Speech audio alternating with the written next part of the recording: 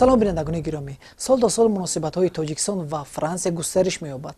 ҳоло миёни ин ду кишвар санадҳои зиёди байнидавлатӣ ба тасвиб расидааст. вобаста ба ҳамкориҳои ду кишвар ҳоло суҳбате дорем бо сафири фавкуллода ва мухтори Чумухурии Франсия дар Чумхурии Точикистон хонум Ясмин Гуедар. ҳамчун сафир гуфта метавонед ки муносибатҳои Тоҷикистону Франсия давоми чанд соли охир то куҷо рушд кард? Je crois pouvoir dire que la France et le Tajikistan фикр мекунам ки Франция ва Тоҷикистон тӯли солҳои зиёд муносибатҳои хуб доштанд.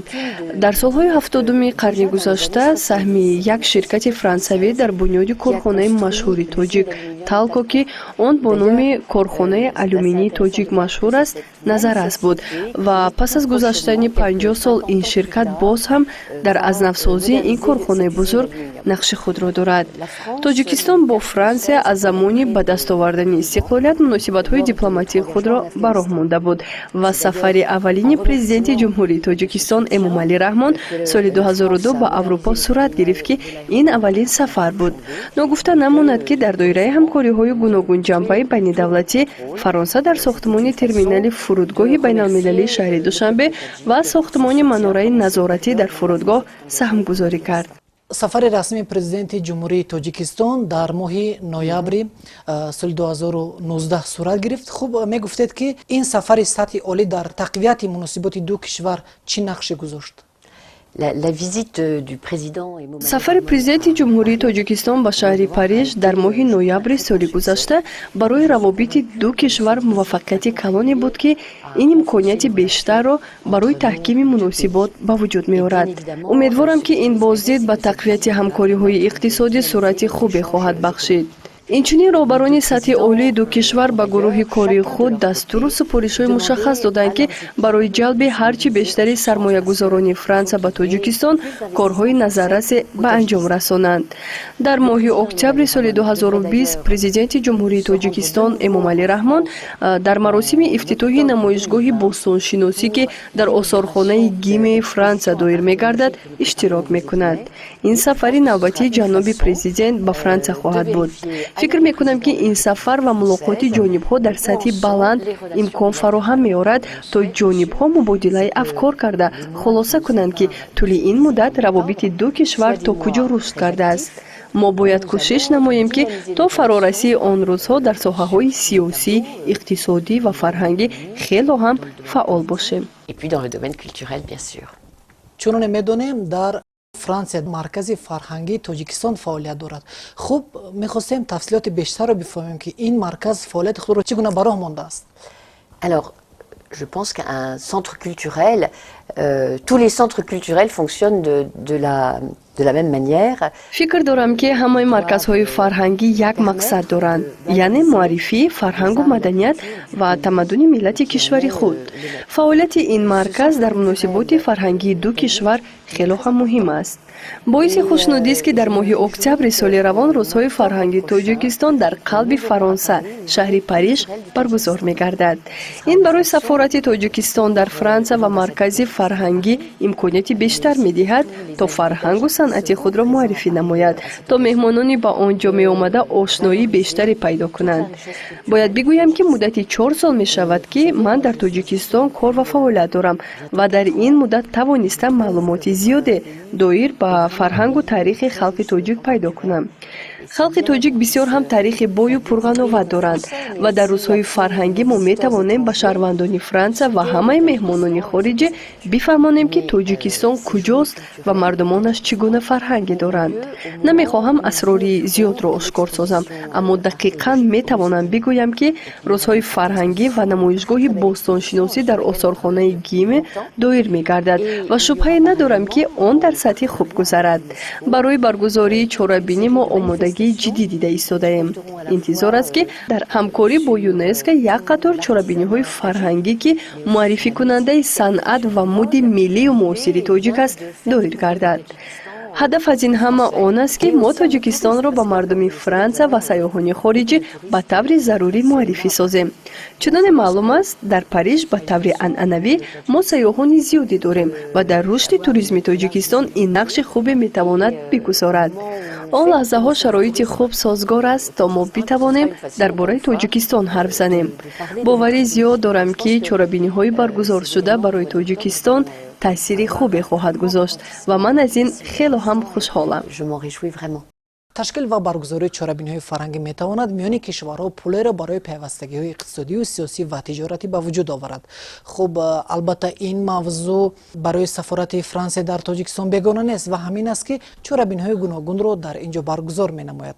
мехостам гуфта бошед ки ин гуна чорабиниҳо то куҷо фарҳангу санъати Тоҷикистон ва Франсияро муаррифӣ карда тавонист? En fait, moi, je suis convaincue depuis toujours que l'on ne peut développer de bonnes relations économiques entre deux pays. ман аз ибтидои кор итминон доштам ки равобити иқтисодии ду кишвар метавонад дар асоси муколамаи хуби сиёсӣ ва дар асоси эҳтиром ва эътимоди тарафайн рушд ёбад. дар ин раванд муносибатҳои фарҳангӣ афзалияти хос дорад ва танҳо фарҳангҳо метавонанд кишварҳоро ву халқҳоро бо ҳам наздик намоянд. ин албатта заминаи мусоидест дар рушди иқтисод ва дигар бахшҳо. тӯли чанд соли охир мо чандин чорабиниҳои фарҳангӣ дар ҳамкорӣ бо маркази фарҳангӣ мухтар ва тоҷик филм доҳир намудем. инчунин консертҳоро дар жанри шашмақом, намоишгоҳҳои рассомону тароҳони тоҷикро низ баргузор намудем. ҳамзамон барои мо имконият даст дод ки мисраҳои зебои шеърҳои шоирони ҷавону шинохтаро ба ҷомеа тавассути баргузории шоми шеъри тоҷикӣ ки ҳамасола доир мекунем муаррифӣ созем. баргузории намоишҳои филмҳои тоҷикӣ басо хотирмон буданд. барои коргардонҳо ва ҳунармандони театрҳои Франсия ва Тоҷикистон имконият фароҳам омад ки бо ҳам вохӯрда фаъолияти муштаракашонро таррезӣ кунанд. албатта ин ҳама имконияти хубест барои рушди ҳамкориҳои оянда. аз чорабиниҳои баргузор гардида хотираҳои хело ҳам хубе дорам. чун дар мавриди нақши фарҳанг дар муносиботи дуҷониба пурсидед, мехостам дақиқан бигӯям ки он воқеан ҳам саҳми бузург дорад дар ҳамкориҳои дипломатӣ. яъне гуфтаниам ки дипломатия танҳо муносиботи сиёсӣ иқтисодӣ нест. он доираи васеъи фаъолиятро дар бар мегирад. шахсан барои ман тамоми ҷабҳаҳои фаъолиятҳои фарҳанг ва санъат арзиши калоне дорад. махсусан дар ҷомеаи имрӯзи мо бисёр ҳам арзишманд аст ки ба он мароқи бештаре зоҳир мекунам. метавонам бигӯям ки дипломатия ҳам дар навбати худ як намуди фарҳанг аст. Dans le prolongement de votre question, je voudrais aussi ajouter дар идома ба саволи шумо илова кардани ҳастам ки Франсия ба фарҳанг таваҷҷӯҳи махсусе медиҳад ки инро ҳамагӣ медонанд. вале дар фаъолияти дипломатии мо бахши фарҳанг хело ҳам муҳим аст. аксарият маврид аз ман пурсон мешаванд ки оё фарҳангро дӯст медорам ва ё ин касби ман аст ки чунин чорабиниҳо баргузор мекунем. дуруст аст. вақте ки ман ҷавон будам, орзуи мусаввир шуданро мекардаму намехостам хизматчии давлатӣ бошам. вале кор маҷрои дигар гирифт. фикр мекунам ки ман хизматчии давлатии ғайриоддӣ ҳастам. аммо дар асл фарҳанг ҷузъи ҷудонашавандаи касби дипломатист. нафарони мусаввирро хело ҳам дӯст медорам. онҳо бисёр ҳам завқи баланд доранду шахсони пурэҳсосанд. аз инро пайваста мехоҳам дар рушду пешрафти онҳо ҳиссагузор бошам. ман хушбахт аз онам ки дар Тоҷикистон бо мусаввирони зиёди боистеъдод вохӯрда баъзе нозукиҳои касбиро низ омӯхтам. et ils m'ont apporté beaucoup, je crois. шумо дар мавриди чорабиниҳои фарҳангӣ ҳарф задед. чуноне медонем ҳамасола аниқтараш таи 2 соли охир чорабинӣ баргузор мешавад ва дар он мавзӯъҳои гуногун баррасӣ мешавад ва вобаста ба ин мавзӯъ умуман баҳсҳо низ доир мешавад. хуб бигӯед ки ҳадаф аз баргузории ин чорабинӣ дар чӣ аст? La nuit des idées, c'est un de nos événements culturels fétiches. шоми тахайюлот яке аз чорабиниҳои фарҳангии мо ба шумор меравад. ин як лоиҳаест ки 5 сол муқаддам аз ҷониби донишкадаи Франсия роҳандозӣ шуда буд. ҳамасола ин чорабинӣ дар зиёда аз 180 кишвар баргузор гардида, дар он мавзӯъҳои гуногун мавриди баррасӣ қарор мегиранд. соли ҷорӣ бошад доир ба мафҳуми зинда будан фикру андешаҳои мардумро шунидем. шоми тахайюлот пеш аз ҳама бо ҳам муттаҳид шуданро медиҳаду табодули таҷрибаро доир ба мавзӯи интихобшуда ба вуҷуд меорад. пеш аз ҳама озодии суханро медиҳад. дар чорабинӣ мо хушҳолии мардумро эҳсос кардем ки ин албатта ҳадафи аслии мо буд. соли дуюм аст ки чунин чорабинӣ дар шаҳри Душанбе бо иштироки табақаҳои гуногуни ҷомеа доир мегардад. эҳсос намудем ки мардум аз иштироки фаъоли якдигар изҳори хушҳолӣ мекарданд. албатта андешаҳо бо якдигар мувофиқ набуд, зеро ҳар як фард мувофиқ ба ҷаҳонбинии худ ҳарф мезанад. Вале барои мо муҳим он буд, ки иштирокчиён фикри худро баён кунанд ва бо ҳамдигар дар робита бошанд. фикр мекунам, ки шаби тахайюлот ҳадафи худро пурра иҷро кард. мо инро аз мушоҳидаҳоямон метавонем баҳогузорӣ намоем. зеро назари ҳамаи иштирокчиён оид ба баргузории чорабинӣ мусбит буданд. соли оянда низ чунин чорабинӣ баргузор мегардад, вале ман дар он ширкат намеварзам. эҳтимол ҳамчун сайёҳ ташриф орам. барои он ки мубодилаи афкор дар Тоҷикистон хело ҳам ҷолиб аст. ҷавонони тоҷик тахайюлоти рангине доранду эҷодкори хубанд ва дар мавзӯъҳои муосир низ метавонанд баҳс намоянд. дар вақти баргузории чорабинӣ ин нуқтаро ман ба хубӣ эҳсос кардам. C'était intéressant parce que donc lorsque nous avons fait notre nuit des idées, nous avions 3 tables. се мизе ки дар он ҷо шахсони зиёде гирд омада буданд, вобаста ба мавзӯи тағйирёбии иқлим, муҳити атроф ва корҳое ки барои ҳифзи табиат гузаронида мешавад, андеша баён карданд. ин ҳар се миз бо 3 забон буд, яъне тоҷикӣ, русӣ ва англисӣ. дар як лаҳза як ҷавони наздам омаду гуфт: ман ба андешаҳои ин ҳар се мизе ки шахсони зиёд ҷамъ шуданд розӣ будан наметавонам, зеро фикр дорам ки зинда будан танҳо ба табиат ва муҳити атроф тааллуқ надорад. барои ман зинда будан ин пеш аз ҳама муҳим будан аст. ин суханон бароям хело ҳам ҷолиб буд ва дасти ӯро гирифта ба назди дигар нафарон бурдам, ки чунин андешаи худро ба ҳамагон баён кунад. ӯ якам бо забони англисӣ ҳам ҳарф мезад. ин лаҳзаҳо бароям хело ҳам гуворо буд. Ce que vous dites est effectivement très intéressant. Donc c'était un bon moment. дар доираи кадом нақшаҳо ва тадбирҳо шумо дар оянда мехоҳед ки дар муносиботи ду кишвар боз ҳам тақвият бахшед?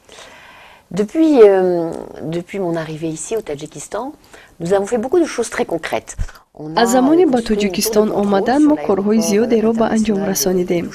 ба истифода додани манораи назоратӣ дар фурудгоҳи байналмилалии Душанбе кори аввалини мо буд. инчунин дар ҳамкорӣ бо Иттиҳоди Аврупо ва дафтари Созмони амният ва ҳамкорӣ дар Тоҷикистон оиди лоиҳаи сохтани мактаб барои наҷотдиҳандагон кор карда истодаем. инчунин рӯи якчанд лоиҳаҳои дигар низ кор ҷараён дорад. ман ифтихормандам, ки метавонам андаке ҳам бошад саҳми худро дар пешрафти Тоҷикистон гузорам. мехоҳам пас аз анҷоми фаъолият маро дар ин кишвар ҳамчун хизматчии давлатӣ, сафир, шахси фарҳангдӯсту маърифатпарвар ба ёд оранд. воқеан ҳам ман бо мардум буданро дӯст медорам ва дар Тоҷикистон бо нафарони зиёде шиносоӣ пайдо кардам, ки онҳо аз табақаҳои гуногуни ҷомеа ҳастанд. мо бо онҳо дар мавзӯъҳои гуногун мубодилаи афкор намудем. албатта сафирон дар дигар кишвар абадӣ нестанд ва ман пас аз рафтан аз кишвари шумо, ки дар тобистони соли ҷорӣ сурат хоҳад гирифт, бо худ хотираҳои наҷиберо мебаранд. ман дар тӯли умрам Тоҷикистонро ҳеҷ гоҳ фаромӯш нахоҳам кард. тариқи барномаи шумо ба кулли мардуми тоҷик гуфтанӣ ҳастам, ки ман шуморо хело ҳам дӯст медорам. ҳама он дӯстоне ки дар ин ҷо дорам зиёд ёдашон мекунам. Je sais qu'ils vont beaucoup me manquer. як суоли дигар берун аз расмиёт, аммо диққатҷалбкунанда. ясмин ин маънои ёсуманро дорад. чӣ гуна ба шумо номгузорӣ шудааст? C'est peut-être ce prénom qui m'a conduit au Tadjikistan. шояд ҳамин ном буд, ки маро ба Тоҷикистон овард. ман бо нафарони зиёде дар Тоҷикистон вохӯрдам, ки номашон Ёсуман буд. чунин номгузорӣ дар асл фикри модарам буд. ӯ мехост номи ман Ёсуман бошад ва ин номро ман хело ҳам дӯст медорам. хушҳолам, ки чунин ном насиби ман гаштааст. дар оилаи мо ҳамеша мегӯянд, ки вақте маро мехостанд таъмид, яъне насоро кунанд, рӯҳонии калисо нахостааст, ки маро таъмид кунонад, чунки ин номи ман масеҳӣ нест. дар ҳамин лаҳза модари ман мегӯяд, ки агар шумо духтари маро таъмид накунонед, зомини ҷони як нафар мегардед. он нафар пас аз шунидани ин суханони модари ман дигар чора надошт ва маро насоро кунонид. ба ҳамин минвол исми ман Ёсуман нею Ясмин шуд. C'est devenu un prénom chrétien. хуб, ташаккур барои суҳбати хеле ҳам самимӣ ва чӣ гуфтание доред барои кулли мардуми тоҷик, ки ин лаҳзаҳо моро тариқи телевизиони Душанбе тамошо карда истоданд? Merci à vous.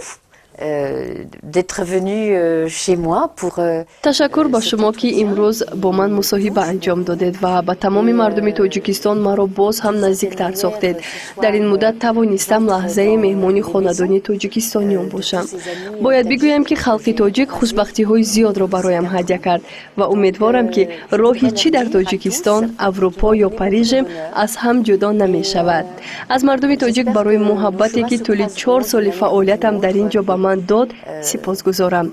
در تاجیکستان تنها بودم ولی همیشه در احاطه محبت صمیمی خود را تنها احساس نمی کردم و برای این با شما جهانی سپاس عرض می کنم. J'ai vraiment été entourée par vous tous et je voudrais vous dire un très grand merci. بینندگان گرامی آدرس میشیم که صحبت داشتیم با سفیر فوق‌العاده و مختاری جمهوری فرانسه در جمهوری تاجیکستان خانم یاسمین گویدار. با همین ترتیب انجام می‌بخشیم به برنامه خود، اما برنامه دیگر تلویزیون دوشنبه ادامه دارد. ما را همراه باشید.